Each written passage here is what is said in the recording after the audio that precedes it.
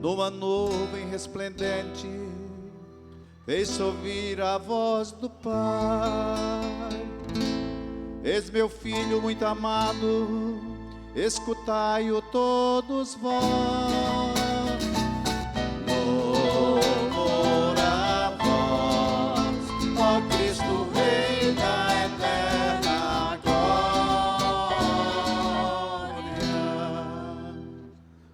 O Senhor esteja convosco. Ele está no meio de nós. Proclamação do Evangelho de Jesus Cristo segundo Mateus. Glória a vós, Senhor.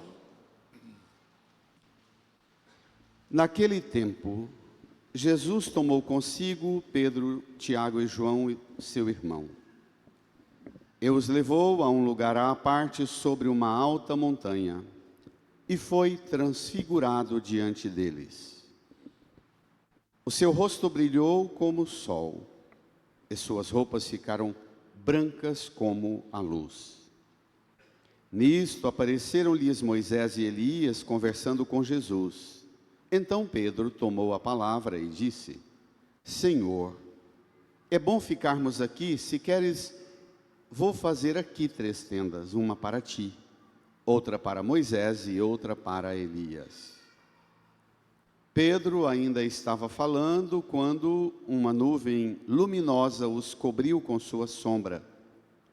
E da nuvem uma voz dizia: este é o meu filho amado, no qual eu pus todo o meu agrado, escutai-o.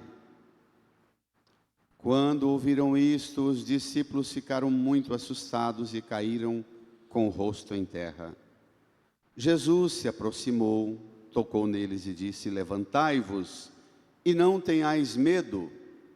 Os discípulos ergueram os olhos e não viram mais ninguém, a não ser somente Jesus. Quando desciam da montanha, Jesus ordenou-lhes: não conteis a ninguém esta visão, até que o Filho do Homem tenha ressuscitado dos mortos. Palavra da salvação. Glória a vós, Senhor. Louvor a vós, ó Cristo, Rei da eterna glória. Nos recolhamos por um tempo em oração, rezemos, pedindo ao Divino Espírito Santo que venha em nosso auxílio e que por ele alcancemos a graça de ouvir esta palavra e sermos também nós hoje, agora, transfigurados, iluminados por Jesus e em Jesus, a luz viva da palavra de Deus. Rezemos.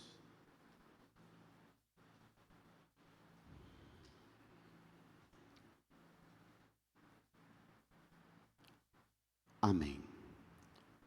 Irmãs e irmãos, caminhamos para a Páscoa. Nesse caminho, o Senhor nos convidou aos exercícios da piedade, o jejum, a oração e a esmola. Domingo passado venceu e ensinou-nos o caminho da vitória sobre as tentações. Hoje, continua a viagem de Jesus para Jerusalém. No caminho há uma tensão difícil de ser enfrentada. Afinal de contas, quem é Jesus e quem somos nós neste caminho? O que Jesus revela não é surpresa, está claro, explícito no plano de Deus desde o início do diálogo de Deus com seu povo, como vimos na primeira leitura no livro do Gênesis. O Senhor diz a Abraão: sai da tua terra, da tua família, da casa do teu pai e vai para a terra que eu te vou mostrar. Abraão sai de Ur dos Caldeus, onde deságua o rio Tigre e Eufrates no Golfo Pérsico, bem ali onde está Irã e Iraque, na divisão e no pedaço de terra Israel, aquela parte do mundo rico dos árabes, e o território do Irã, do Iraque, onde nós vimos despejar bombas nessas duas últimas noites e dias. O Senhor diz para Abraão: sai, eu vou te levar para uma terra que vou te mostrar. A terra é Canaã, a Palestina, lá onde estão o povo judeu, o povo cristão e o povo árabe, muçulmano ou cristão. Deus termina o convite a Abraão dizendo: vai, eu farei de ti um grande povo e te abençoarei. E termina no versículo 3 da primeira leitura do livro do Gênesis com uma frase emblemática: em ti serão abençoadas todas as famílias da terra. Não só a família cristã, não só a família judaica, não só a família árabe, mas Abraão, que é exatamente o pai da fé monoteísta, Abraão, que é o pai da fé dos que creem no Deus único, os judeus, os cristãos e os muçulmanos. Abraão é pai comum dessas três grandes ramificações daquilo que brotou da coragem de Abraão de partir, de sair para uma terra da promessa. Se você hoje vem buscar a bênção de Deus para você e para a sua família, a bênção só é bênção se é para você e se é para todas as famílias da terra. A graça só é graça se é para todos, a bênção só é bênção se é para todos. Deus não abençoa uns em detrimento do enviar a desgraça, a bomba e a força da morte sobre os outros. A bênção é para todos. E nós precisamos olhar que essa bênção é por excelência a pessoa de Jesus. E a gente salta agora para a conclusão da segunda leitura. Tome lá, da segunda carta de Paulo a Timóteo. Paulo termina assim no versículo 10. Esta graça foi revelada agora, pela manifestação de nosso Salvador Jesus Cristo. Que graça é essa? Diz Paulo: ele não só destruiu a morte, como também, leiam, fez brilhar a vida e a imortalidade por meio do Evangelho. Ele destruiu a morte e fez brilhar a vida e a imortalidade por meio do Evangelho. Fez brilhar a vida, fez brilhar a imortalidade, e não as bombas potentes dos cristãos, dos judeus e dos muçulmanos. Amém? Amém. Ele fez brilhar a vida e a imortalidade por meio do Evangelho. Cristão que defende guerra, que defende arma, que defende violência, é alguém que se chama falsamente de cristão, porque a partir do momento que ler o Evangelho fará do cristão um instrumento de Cristo para fazer destruir a morte, fazer brilhar a vida e a imortalidade. Amém? Amém. Esta é a novidade do Evangelho, que Jesus sofreu por apresentar isso. Isso não é um caminho tranquilo, e Paulo também sofre. Paulo começa a segunda leitura dizendo para Timóteo: caríssimo, sofre comigo pelo Evangelho, fortificado pela fé. A fé supõe um processo de entrega em que você oferece o seu sofrimento para curar o sofrimento do outro. mas a fé cristã jamais te autoriza a provocar sofrimento no outro. Amém? Amém. Pode reagir. Pode reagir. A fé cristã é uma adesão sua em topar sofrer por causa do Evangelho, para que através do seu sofrimento, unido ao sofrimento de Cristo, todo o sofrimento seja vencido. Essa é a fé cristã. Esse é o selo autêntico da genuína identidade cristã. Repito, não é simples fazer essa travessia. O Antigo Testamento deixou muitas brechas, com muitas interpretações equivocadas que o povo judeu fizera do projeto de Deus. Escutava Deus, fazia uma interpretação, pensando que a interpretação que aplicavam correspondiam de verdade à vontade de Deus. Jesus veio para corrigir os equívocos e as equivocadas interpretações que nós fazemos da vontade do projeto de Deus para nós. E é isso que agora vamos ao Evangelho. Tomemos lá no seu folheto número 10, Mateus capítulo 17, versos 1 ao 9. O texto começa de um modo que precisa dos irmãos serem situados. Que cena é essa? Tomem lá comigo. Versículo 1. Naquele tempo Jesus tomou consigo Pedro, Tiago e João, seu irmão, e os levou a um lugar à parte, sobre uma alta montanha. O que é que estava acontecendo? Que de repente Jesus deixa os outros 9 apóstolos, deixa os 72 discípulos, deixa as numerosas multidões que o seguem na direção para Jerusalém. O que é que faz Jesus parar essa viagem, escolher somente os 3, subir com eles à montanha? Por quê? Qual a motivação de Jesus? A motivação era corrigir na mente de Pedro e dos apóstolos e de nós as compreensões equivocadas que temos sobre Deus. Vamos ver?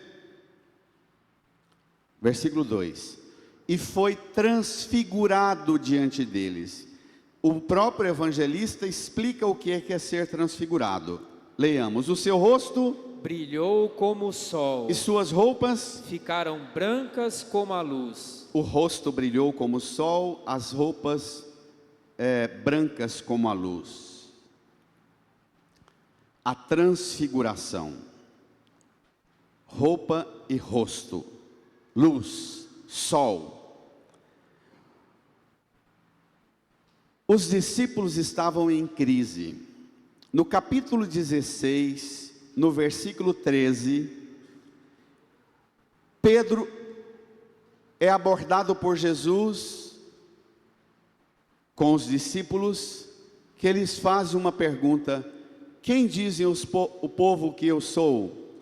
Os discípulos dizem, eles pensam que o Senhor não é o Messias, pensam que o Senhor é Jeremias, é João Batista, é Elias ou algum dos profetas, mas eles não imaginam que o Senhor é o Messias. Jesus pergunta: e para vocês quem eu sou? Pedro confessa: tu és o Messias, o Filho do Deus vivo.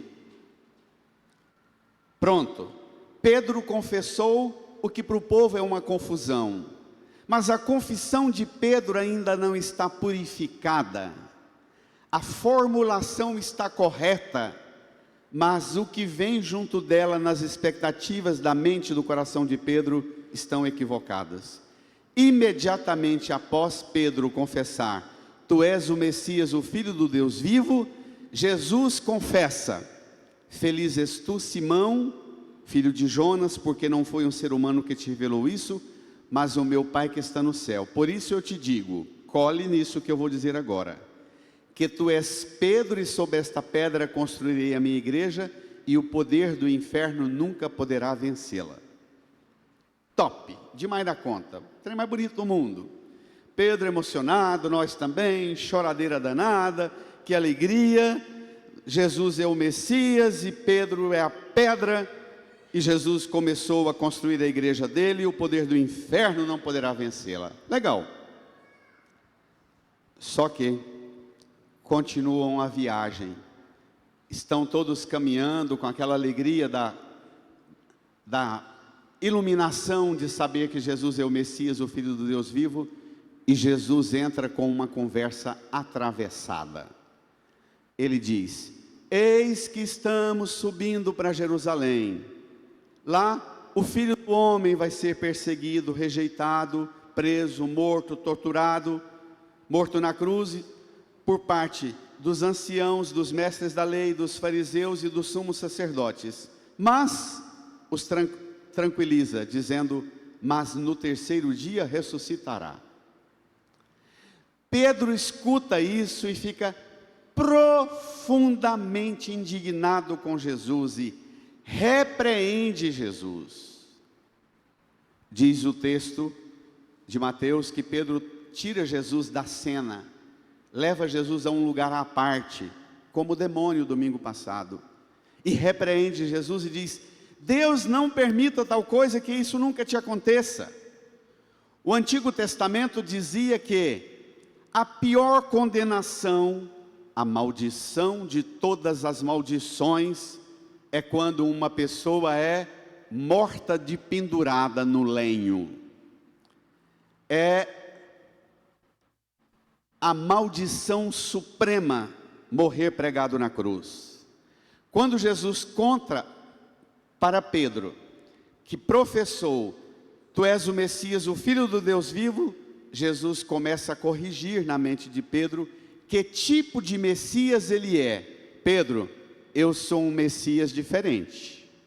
Eu não sou aquele tipo de Messias do Antigo Testamento que vai chegar com um exército poderoso, com muito dinheiro, com muito poder, com muitos escravos, com um poderio de violência e de força de riqueza que vai se impor. Pedro, eu sou um Messias manso, humilde, que vou oferecer a minha vida na cruz e pagar o preço da liberdade e da salvação de vocês, não com o poder do dinheiro, das armas, do comércio, mas pagarei com o preço do meu sofrimento, do meu sangue.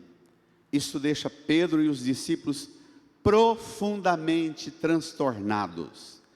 Os estudiosos de Bíblia dizem aqui que esta é a primeira grande crise da igreja. A descoberta verdadeira sobre que tipo de Messias é Jesus.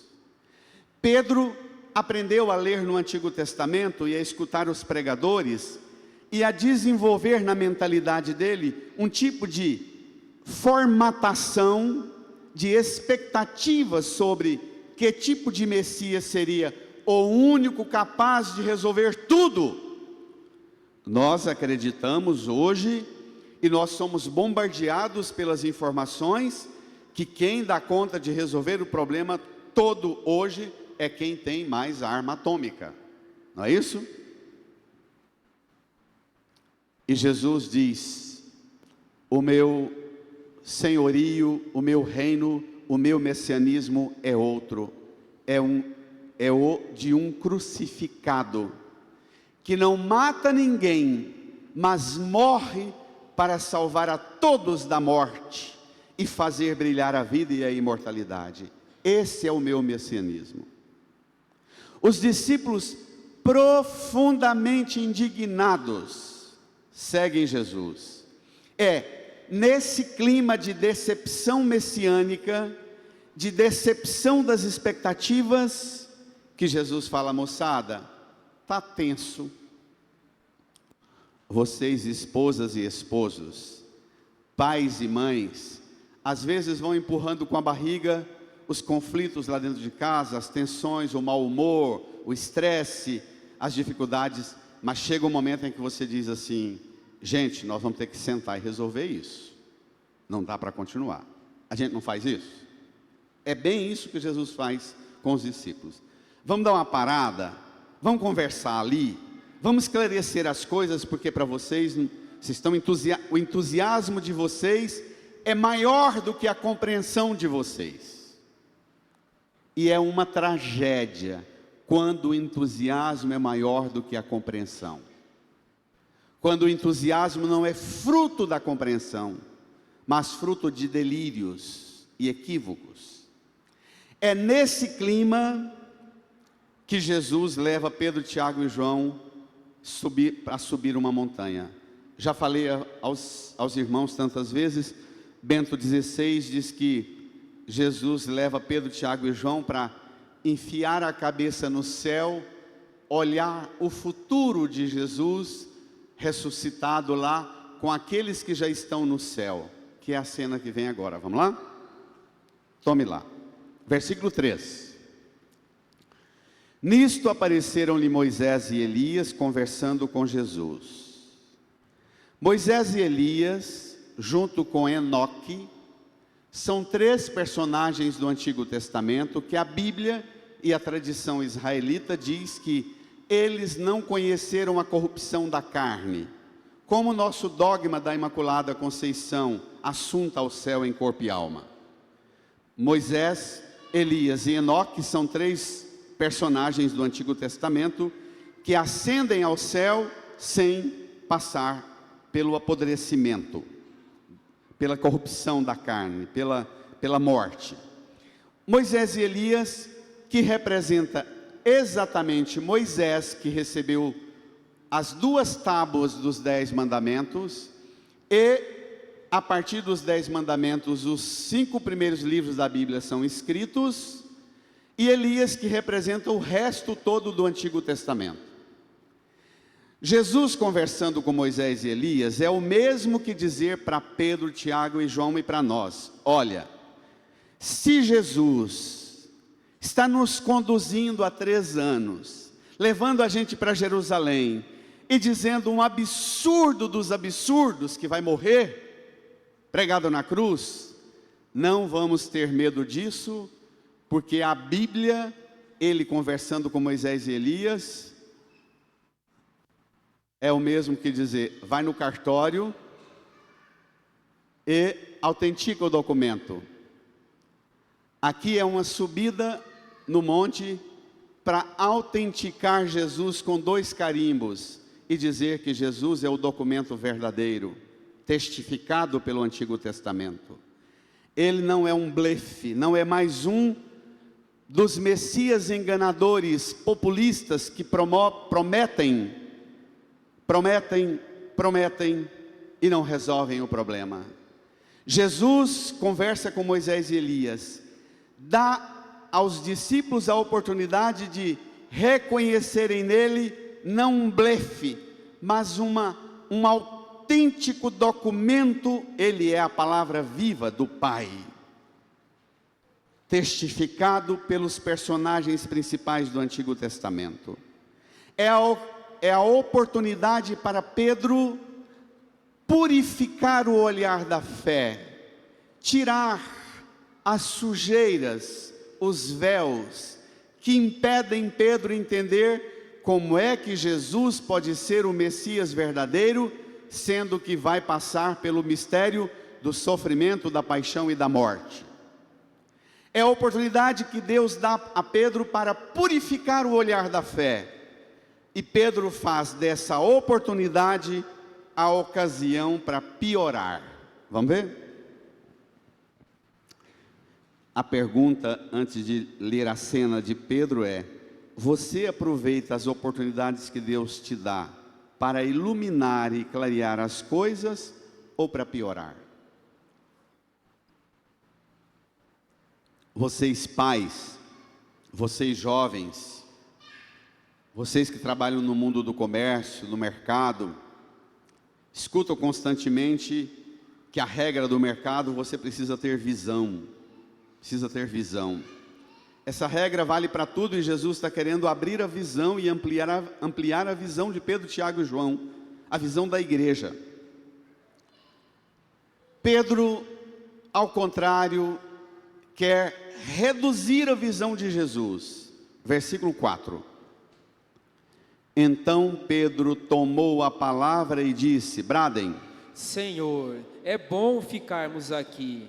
Se queres, vou fazer aqui 3 tendas. Vai, igreja. Uma para ti, outra para Moisés e outra para Elias. Senhor, é bom ficarmos aqui. E Pedro repete o aqui 2 vezes. Se queres, vou fazer aqui 3 tendas.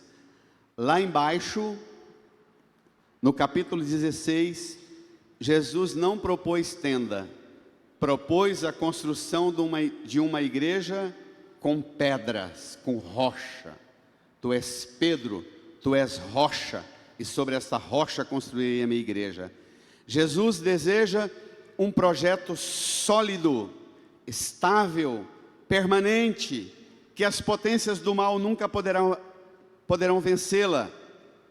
E Pedro agora é seduzido ao provisório, ao acampamento, à sociedade do bem-estar e do conforto imediato. Se dá trabalho, não vai, fica aqui, acampa.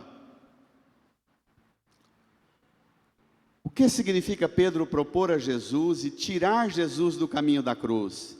Significa, primeiro, se está bom para mim, lasque o resto.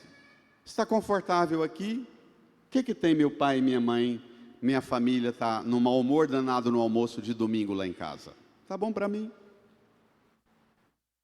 Vou dar alguns exemplos bem agressivos, à altura da força, da fúria do texto. Quer saber o que é a tentação da construção sólida para a tenda provisória, descartável? Que a hora que isso aqui ficar chato, a gente deixa isso aqui e muda. Vocês jovens, namorados, noivos, que olha para o casamento sempre como algo que vai dar muito trabalho e muito dispendioso, porque pensam que casamento é a futilidade da indústria do evento. Não pensam que casamento é o sacramento da união de um homem e uma mulher, que constitui uma família, que monta um lar, e através desse lar, Deus abençoa todos os povos da terra. E aí, ao invés de dizer, vamos casar, vamos constituir uma família, um lar sólido na rocha que é Cristo e na fé, o que vocês propõem? Vamos pensar em casamento não, vamos morar juntos. Isso existe? Isso existe? Se não der certo, a gente faz o quê? Descarta. Quer outro exemplo violento? Cristão que pensa a fé como tenda. Vem para a igreja, aquela tentação do demônio falando para Jesus transformar o templo no lugar de distração, lembra? Lança-te daqui de cima para baixo que os anjos vão te pegar. Faz a religião virar um lugar de emoção, de sentimento barato. Gente que vai para a igreja, mas nunca quer a igreja e deseja a igreja e faz da igreja a oportunidade para se edificar em Cristo numa sólida e ser pedra de Cristo na construção sólida.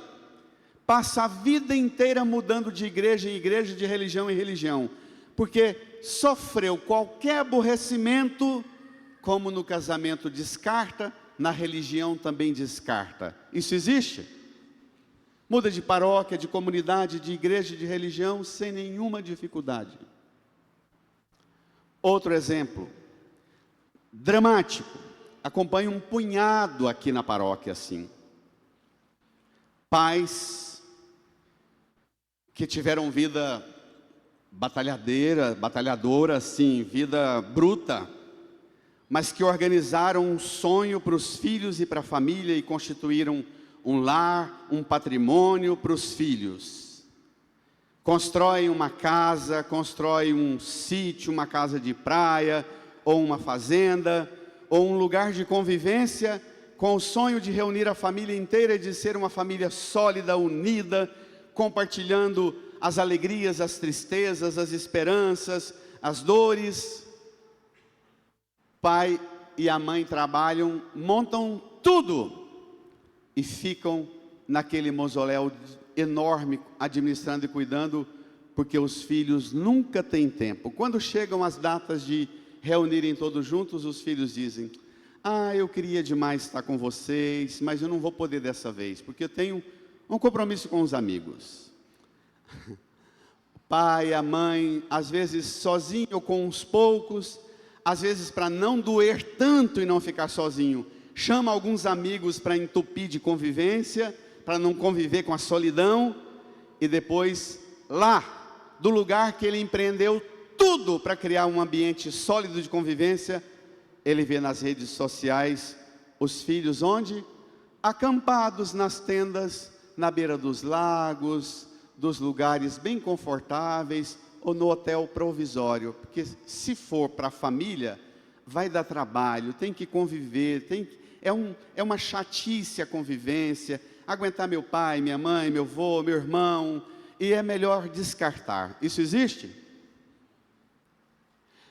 Mais exemplo, escabroso: pai e mãe que trabalham e rala horrores, estrutura uma vida sólida, para oferecer a oportunidade dos filhos terem um ambiente digno e saudável, inclusive com o melhor que lhes são possíveis de criar condições de convivência. Prepara o melhor almoço de domingo, o melhor ambiente de convivência, geladeira cheia, mesa farta, chama o filho para comer, a filha: não estou afim, não estou legal, não estou bem. Daqui um pouco a campainha da casa toca, é o iFood entregando um lanche para o menino comer no quarto. Isso existe? Seduções do provisório, tentações de um mundo do descartável, vontade de fazer da fé e da vida apenas uma acomodação e um assentamento no que me é confortável, no que é bem-estar agora. Complicou um pouquinho, eu jogo fora uma mesa farta, um lugar de convivência da família, eu jogo fora a fé, eu jogo fora um casamento, uma família, uma companheira, um companheiro. Isso existe?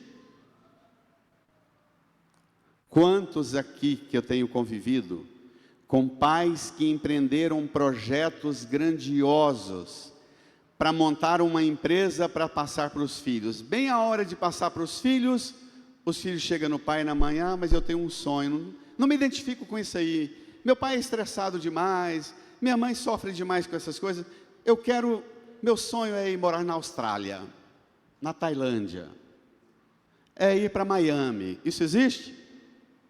É sobre isso. É sobre o mundo do provisório e do descartável, onde pai e mãe acham que tem que fazer o filho feliz, embora tudo que você empreendeu para dar-lhe dignidade, ele descarta, porque ele prefere ser sozinho, sozinha, longe, do que suportar a convivência com você. Embora vá embora, para longe, para torrar seu dinheiro, e demora gastando seu dinheiro lá. Isso existe? Pedro quer o provisório. Pedro quer uma religião que conduza a satisfações provisórias. E é exatamente para esta cultura e para esta sociedade do descartável e do provisório que Jesus veio para nos libertar dela. Vamos ver? Versículo 5. Impressionante o que vem. Pedro ainda estava falando quando, leiamos: uma nuvem luminosa os cobriu com sua sombra, e da nuvem uma voz dizia: brada, igreja, reage firme. Este é o meu filho amado, no qual eu pus todo o meu agrado. Brada. Escutai-o. Pedro, a nuvem luminosa os cobriu com sua sombra. O que significa? Como é que é nuvem e é luminosa? Como é que é luminoso e cobre com sombra? que significa isso? É o mistério da fé. O controle total é sempre de Deus. Se você quer, na fé, ter o controle total, deixe de ser cristão. Ter fé é dar um ato, fazer um ato de adesão e de entrega, dizendo a Jesus: mesmo que eu não dê conta de bancar o que eu me proponho, o Senhor me auxiliará e as coisas ficarão como o Senhor quer. A nuvem luminosa que cobre com a sombra, é sombra para dizer que na fé o controle absoluto é sempre de Deus. Que nós, com a nossa inteligência, com a nossa força, com os nossos recursos, somos sempre seres frágeis e limitados. Não há riqueza, não há bem, não há arma, não há poderio que nos dê condição absoluta. Nós somos sempre homens e mulheres necessitados de escuta. Vai, pode reagir.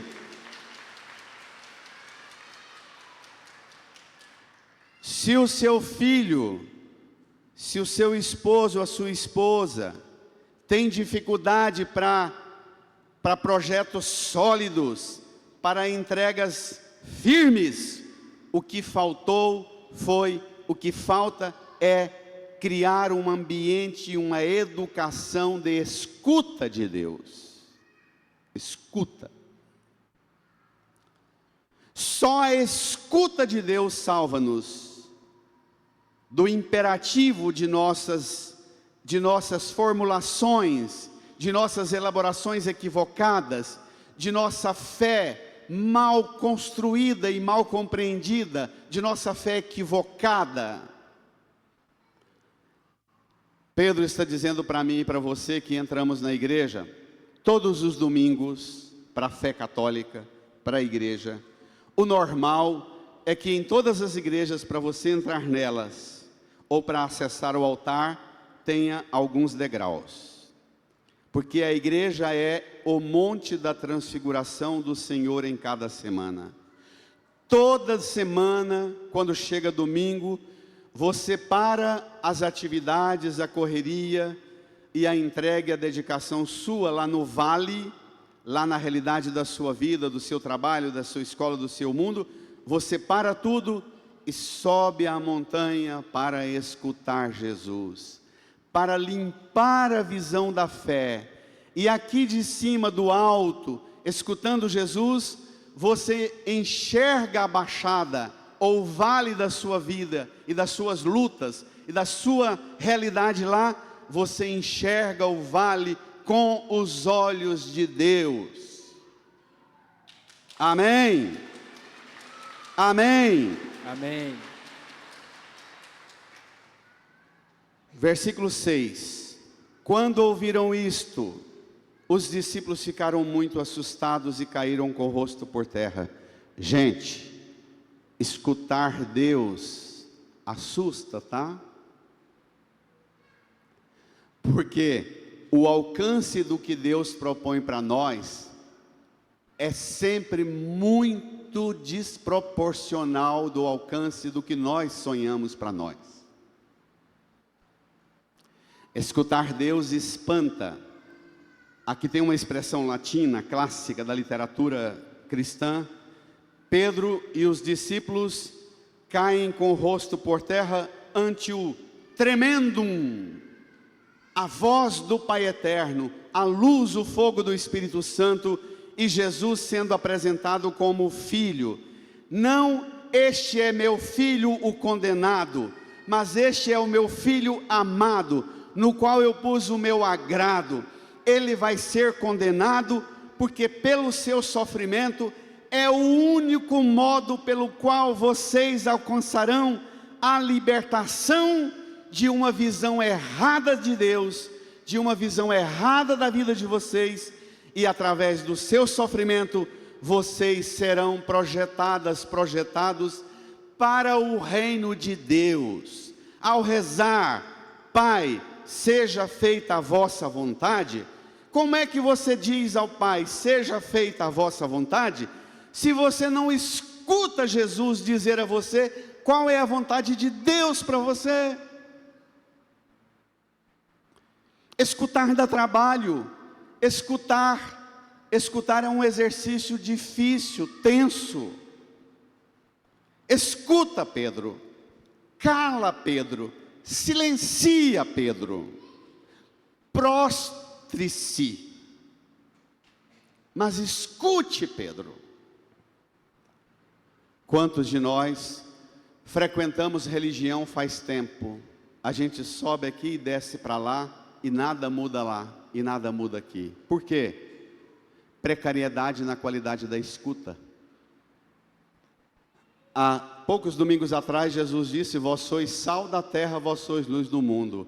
Você tem que temperar o mundo com o seu suor, com o seu trabalho. Mas não basta temperar o mundo com o seu suor e o seu trabalho. Você é luz, você veio para iluminar as coisas. Ilumine, clareie as coisas para quem está lá. Quantos de nós subimos e descemos a montanha e não escutamos? Por quê? A gente já veio com a escuta pronta. O mercado, a política, a economia, as seduções do mundo, as ilusões do mundo já entupiram você do que você acha que deveria escutar. Eu venho aqui apenas para pedir a Deus que me abençoe, e me abençoando Ele me ajude a conquistar o que o mundo, e por que não dizer, o que até o diabo já disse para mim: se és filho de Deus, faça isso, aquilo e aquilo e aquilo. Isso existe? Quantos de nós chegamos aqui e não escutamos? Por anos não escutamos, não mudamos nada, não descolamos nada de nossa percepção da fé, porque a mente já está atrofiada por uma forma de compreender as coisas. O coração e as emoções e os afetos já estão atrofiados por uma forma de sentir e afetar-se com as coisas. A alma já está atrofiada por uma concepção equivocada de Deus e das coisas de Deus. Subir a montanha, e subir a montanha supõe uma escuta que às vezes derruba a gente com o rosto por terra. Nós queremos uma religião coach, emocionante e emocional, para fazer a excitação subir em nós e nos fazer iludidos que o que a gente sonha para nós a gente vai conseguir, e é de verdade o que vai fazer a gente feliz. E pode ser que escutando a gente mude tudo. Versículo 7, vamos lá? Agora é hora de sair do descartável. O que esconde por trás dessa dificuldade de Pedro, dos apóstolos e de nós entendermos o mistério da cruz e do sofrimento de Jesus e do nosso sofrimento? O que está sustentando essa confusão nossa? Diz o versículo 7. Quando os discípulos assustados caíram com o rosto por terra, versículo 7, Jesus, leiam. Se aproximou, tocou neles e disse: levantai-vos e não tenhais medo. Levantai-vos e não tenhais medo. Não tenhais medo. Levantai-vos. Pedro e os discípulos aprenderam a ter fé e a cultivar uma religião do Antigo Testamento, que era uma fé muito baseada no medo de Deus, nas ameaças e nos castigos de Deus. Jesus inaugura um novo modo de fé. Os tempos messiânicos inaugurados pelo Messias, o Filho do Deus vivo, se inauguram por uma frase. O lema do governo do reinado de Cristo Jesus é: não tenhais medo. Foi assim, desde que o anjo Gabriel foi dizer a Maria que ela seria mãe. Falou para ela: não tenhas medo, encontraste graça diante de Deus. Foi com São José, o anjo dizendo em sonho: não tenhas medo. Foram os anjos que disseram aos pastores na madrugada do nascimento de Jesus: não tenhais medo, eu vos anuncio uma grande notícia. É assim com Pedro, Tiago e João prostrado: não tenhais medo. E é esta palavra que será dita e proclamada nos dias pós a morte e a ressurreição, com os anjos e o próprio Jesus repetindo o tempo inteiro: não tenhais medo, Ele ressuscitou. Jesus inaugura o fim de uma religião que se baseia na busca de Deus por medo.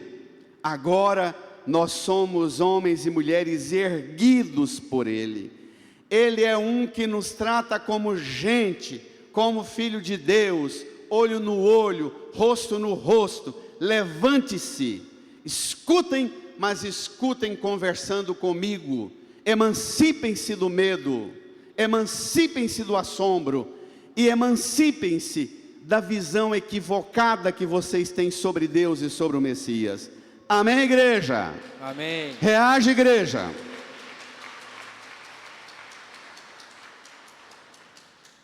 Levantai-vos, não tenhais medo. Versículo 8. Os discípulos ergueram os olhos e não viram mais ninguém a não ser somente Jesus. A cena, de novo, desconcertante. Versículo 9.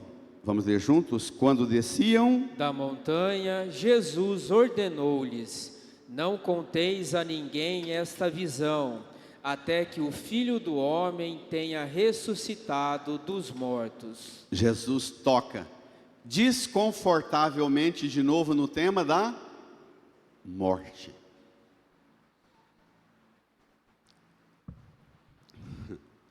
Vocês, esposas e esposos, na família sempre tem aquele que é o mais realista, não é? Aí o outro que não é tão realista fala: mas você é chato, hein? Você tem que tocar nesse assunto agora. Não é assim? Na vida, na família? Mas você é chato, você tem que lembrar isso agora. Jesus não poupa e não constrói uma relação nossa com Ele, fazendo-nos um bando de alienados. Olhe para a cruz.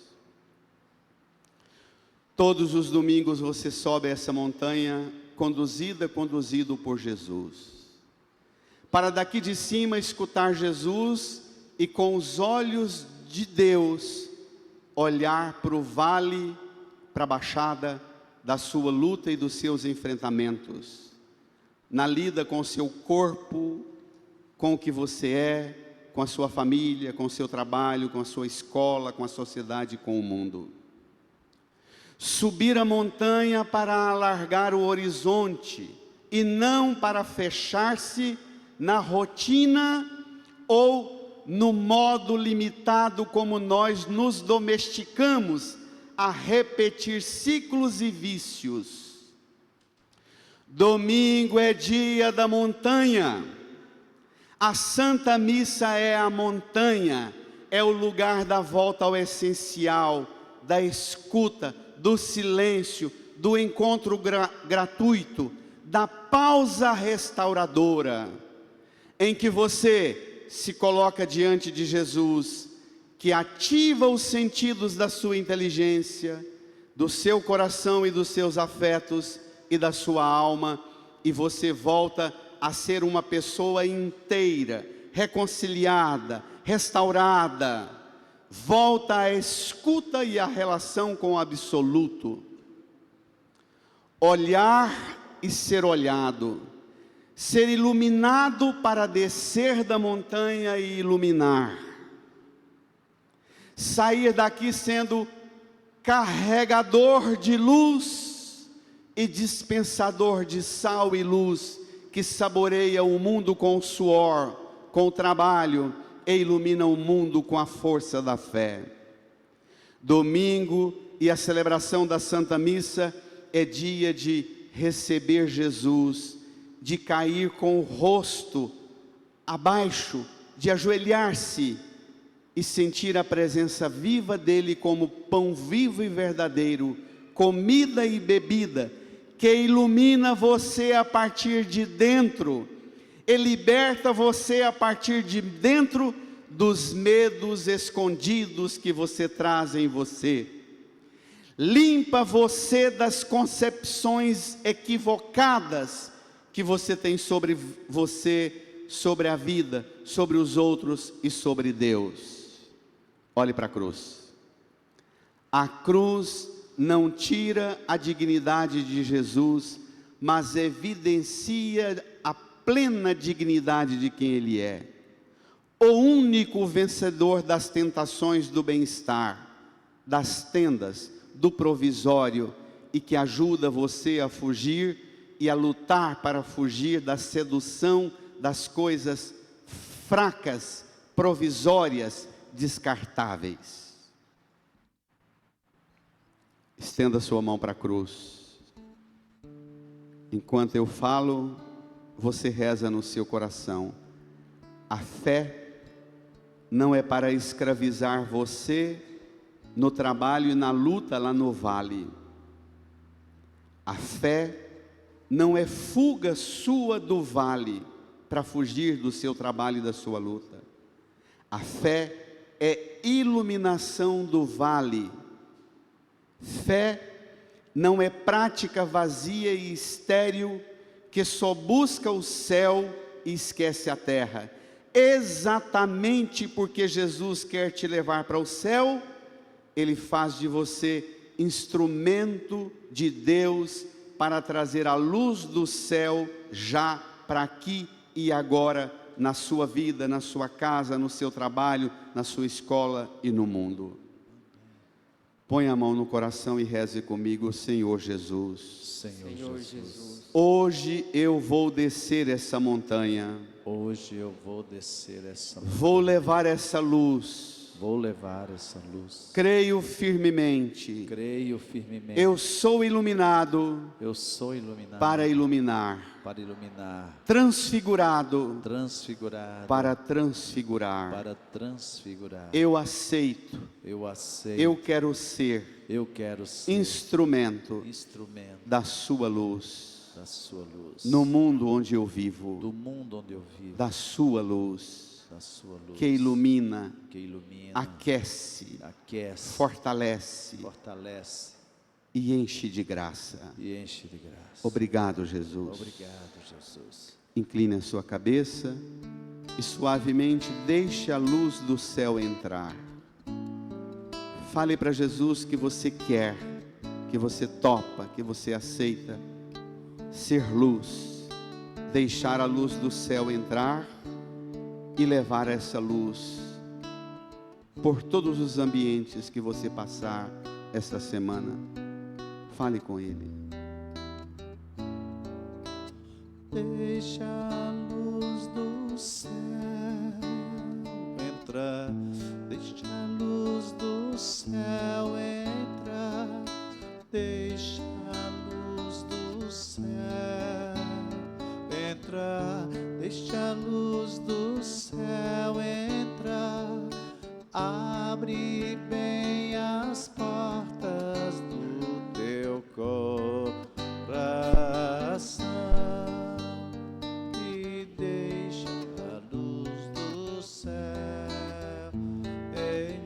Vamos cantar, deixa a luz. Deixa a luz do céu entrar. Deixa a luz do céu entrar.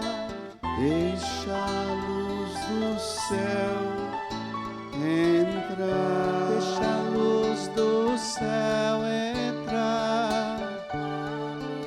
Em as portas do teu coração e deixa a luz do céu. Fiquemos de pé. Estenda as mãos aqui para a cruz de Jesus e diga comigo: Senhor, eu creio. Senhor, eu creio Firmemente nesta palavra. firmemente nesta palavra, Mas aumenta a minha fé.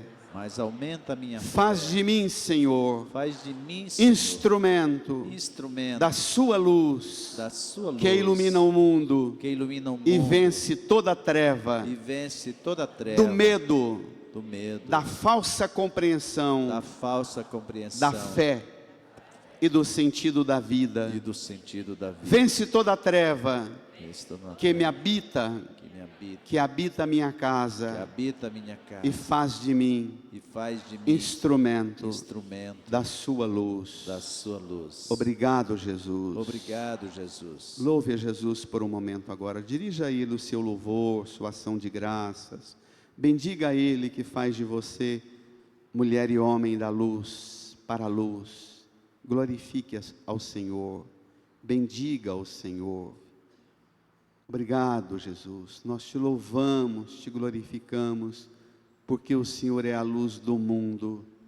E o Senhor mesmo nos disse: vós sois a luz do mundo. Obrigado, porque no Senhor nós nos tornamos luz. Obrigado. Amém. Amém, Senhor. E manifeste essa alegria iluminando e sendo iluminado por quem está do seu lado, com um abraço carinhoso, desejando a paz do Senhor. Saudai-vos. Cristo, a luz do céu em ti quer habitar, para as trevas do pecado dissipar, teu caminho e coração iluminar, E deixe. Levante a mão e cante para o mundo. Deixa a luz. Deixa a luz do céu. Cante essa luz para o mundo. Do céu entrar. Para o Oriente Médio.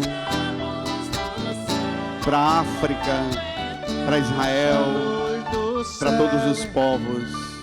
Abre bem as portas do Mande essa luz. coração.